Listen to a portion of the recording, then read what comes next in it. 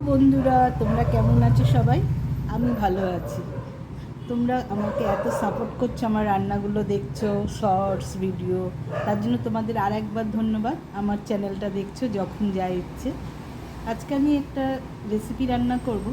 তার জন্য আমি একটুখানি পেঁয়াজ কুচি কুচি করে কেটে নিয়েছি, টমেটো একটু কুচি নিয়েছি, কাঁচা লঙ্কা লাগছে, আর আদা রসুন এটা গ্রেটারে একটুখানি গ্রেট করে নেব।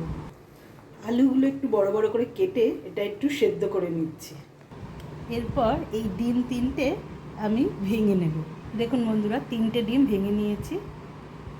এর মধ্যে অল্প নুন দেব, আর দেবো একটু কাঁচা লঙ্কা কুচি, আর দিচ্ছি সামান্য একটু হলুদ গুঁড়ো। এগুলো ভালো করে একসঙ্গে ফেটিয়ে নেব, মানে মিশিয়ে নেব। নুন, লঙ্কা, হলুদ এগুলোকে ভালো করে মিশিয়ে দেবো।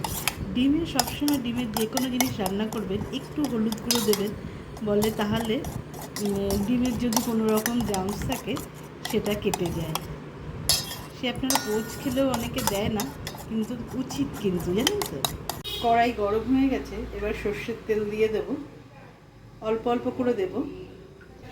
এই রান্নাটা খুব তাড়াতাড়ি হয়ে যায়, আর অথচ কোনো কিছু ঘরে মাংস মাছ না থাকলে ভাতটাও এটা দিয়ে খাওয়া যায়। যাই হোক, তেলটা গরম হয়ে গেছে, এবার ডিমটাকে 3 ভাগে ভাগ করে অল্প অল্প করে ছেড়ে দেবো। দেখুন ডিমটাকে এইভাবে 3টে করবো। এক পিঠ হয়ে গেছে, এবার উল্টে দেবো।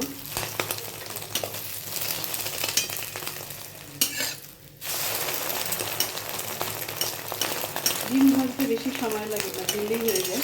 এবার এটা ফোল্ড করে নেব, তাহলে না ডিমটা পাতলা হবে না, একটু মোটা হবে, খেতে ভালো লাগে। দুটো ভাজা হয়ে গেছে, এই আর একটা দিয়ে দিচ্ছি। ডিম ভাজা হয়ে গেছে, এবার কড়াইতে একটু আবার তেল দিয়ে দিচ্ছি।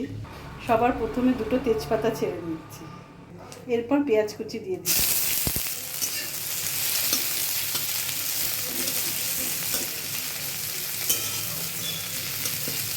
এরপর টমেটোটা দিয়ে দিচ্ছি। এরপর দিয়ে দিচ্ছি নুন,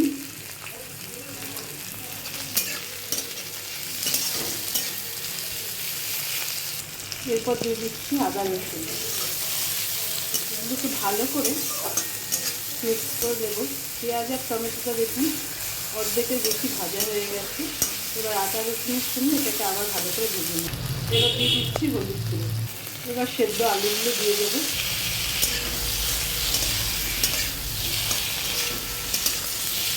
নেড়ে নিচ্ছি যাতে আলুর মধ্যে মশলাগুলো ঢোকে। আর দিয়ে দিচ্ছি একটু কাশ্মীরি লঙ্কার গুঁড়ো, আর দিয়ে দিচ্ছি চেরা কাঁচা লঙ্কা। এবার সামান্য জল দিয়ে মশলাটাকে, আলুটাকে সেদ্ধ করে নিলে না, ডিমের যে কোনো রেসিপি আলু সেদ্ধ করে দিলে খেতে বেশি ভালো লাগে।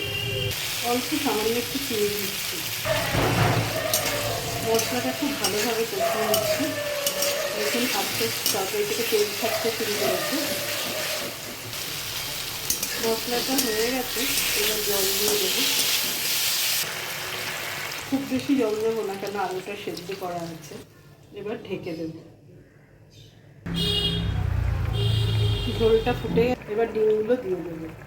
যেহেতু সেদ্ধ আলু তাই বেশিক্ষণ ফোটাবো না, ডিমটা একটু দিয়ে 2-3 মিনিট ঢেকে নামিয়ে ফেলব। দেখুন কি সুন্দর হয়েছে। এবার একটু গরম মশলা দিয়ে দেবো। গরম মশলাটা দিলে এরকমভাবে ডিমের ঝোলে খেতে ভালো লাগে। হয়ে গেছে বন্ধুরা, দেখুন কি সুন্দর লাগছে। ভালো লাগলে একটু কমেন্ট আর শেয়ার করবেন, আর পাশে থাকবেন আমার চ্যানেলটা যখন যা ইচ্ছে।